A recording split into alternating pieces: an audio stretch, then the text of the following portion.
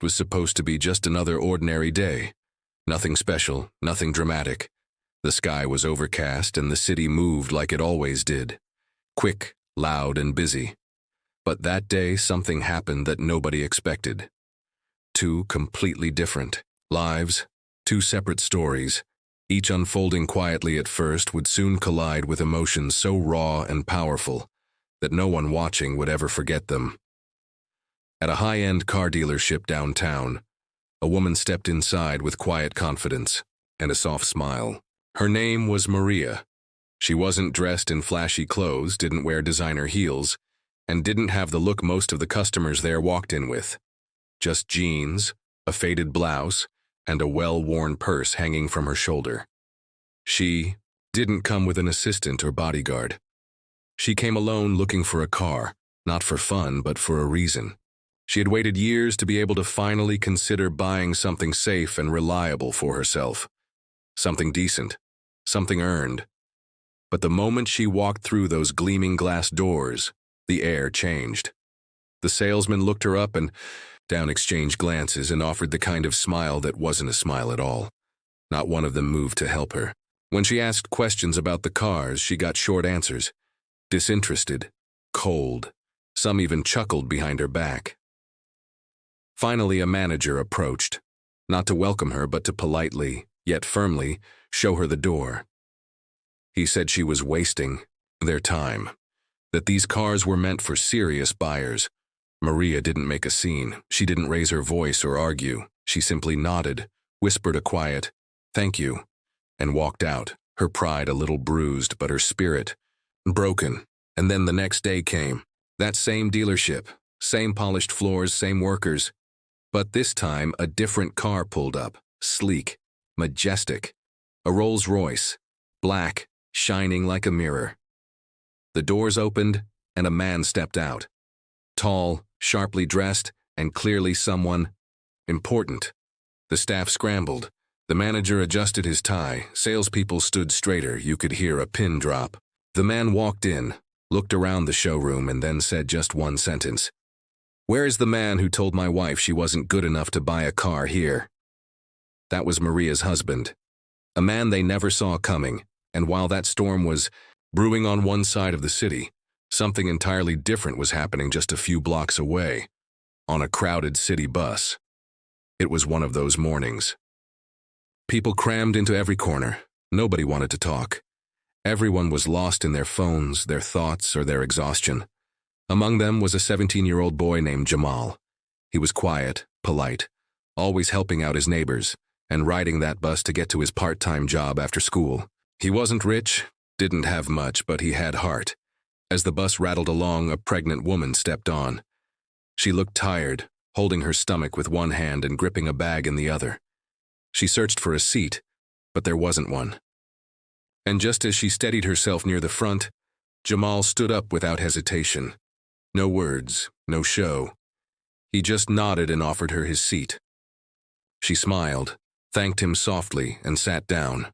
What Jamal didn't know was that the woman he just helped, Sarah, was more than she appeared. She wasn't just a random stranger on the bus. Her life had been complicated too, and she had recently made a promise to herself that if she ever met someone who reminded her that kindness still existed in the world, she would do something about it. Something big. When her stop came, she turned to Jamal, slipped a folded note into his hand, and stepped off the bus. No explanation, just a kind smile and a "take care." Jamal opened the note later that day, and what he read inside would change everything he thought he knew about life, about struggle, and about what one small act of kindness can truly mean. Two stories, two strangers, two moments that nobody saw coming, but what happened next, no one was ready for. Maria had always been the kind of woman who believed in working hard and staying humble. She didn't grow up with much, just her mother, a small apartment, and a belief that being kind was more important than being rich. Her days were quiet and full of effort. She cleaned houses, watched over elderly neighbors, and raised her two children without asking for help. She never needed to wear anything fancy to feel proud of herself. She believed that her worth came from within. So when she walked into that luxury dealership, it wasn't because she wanted to show off. It was because she had finally saved enough to buy something safe, something reliable, something she could call her own.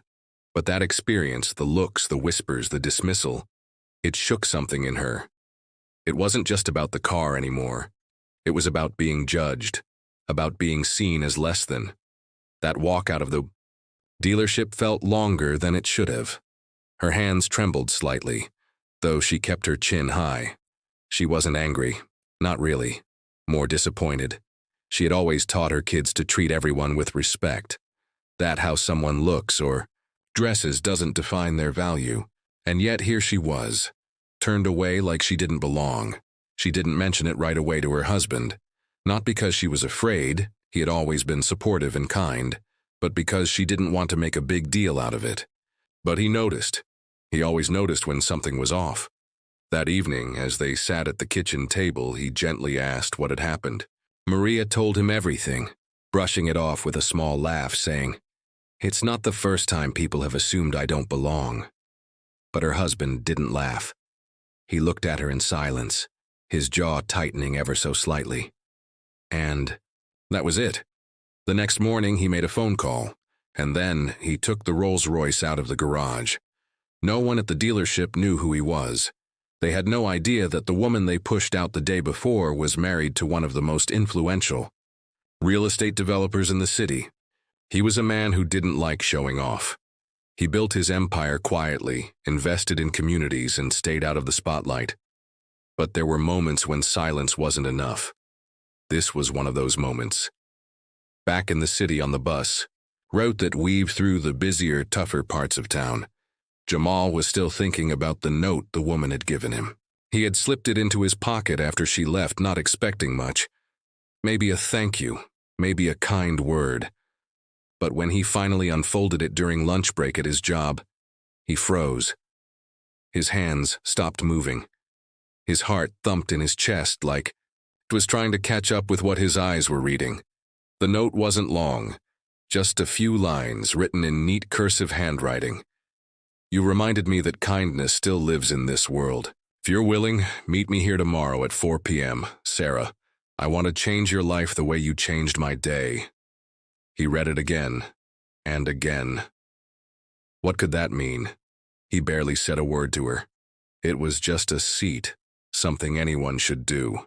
But the way she looked at him before getting off the bus, there was something in her eyes, something that said this wasn't just a polite gesture, it meant something deeper to her. Jamal's mind swirled with questions. Who was she? Why did this feel so serious? Could this be some kind of prank? He wasn't used to people paying much attention to him. He was quiet, did his part, went to school, helped his mom at home, stayed out of trouble. His mom always said he was an old soul, in a young body. Maybe that's why he didn't brush it off like some of his friends might have. Meanwhile, Sarah sat alone in her small office, holding the ultrasound picture she kept tucked into her planner. The baby wasn't due for a few more months, but already her heart was full of dreams. Not just for her child, but for how she wanted to shape the world her baby would be born into. She had grown up watching her father, a man who built his business from scratch, always talk about giving back. But she had seen how easily people became blind to others, how easy it was to walk past someone in need and pretend not to see them. That day on the bus, when Jamal stood up without hesitation, she felt something shift inside her. She saw honesty, decency, not forced or flashy, just real. She had spent years in rooms full of wealthy people talking about making a difference, yet none of them would have stood up the way Jamal did. He didn't know who she was. He didn't care what she had or didn't have. He just saw a person who needed a seat more than he did. So she wrote the note. Not on a whim, but because she had already decided. Her foundation was looking for a new face, someone to represent the kind of future she believed in. Not someone famous, not someone with a perfect resume, someone real. Jamal showed the note to his mom that night. She read it in silence, then looked at her son with a mix of concern and curiosity. Be careful, she said gently, but don't let fear stop you from walking through doors that open for you. The next day, both stories moved forward in quiet, powerful ways. Maria and her husband arrived back at the dealership, this time together. The staff tried to play it cool, but the tension in the room was thick.